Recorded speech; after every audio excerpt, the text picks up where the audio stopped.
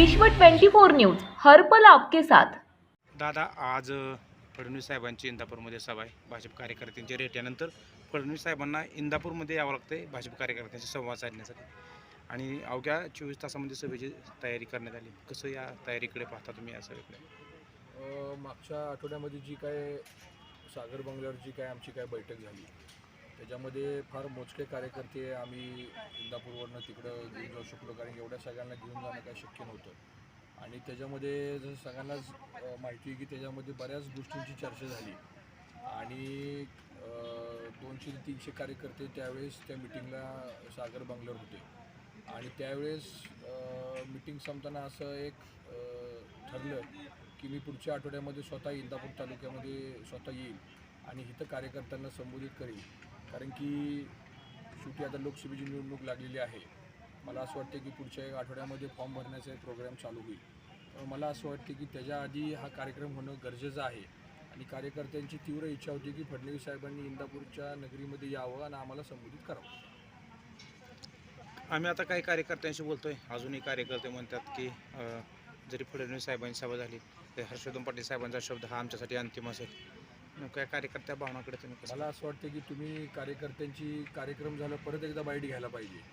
मला असं वाटतं की कार्यक्रम झाल्यानंतर नक्कीच कार्यकर्त्यांची भावना बदलेल।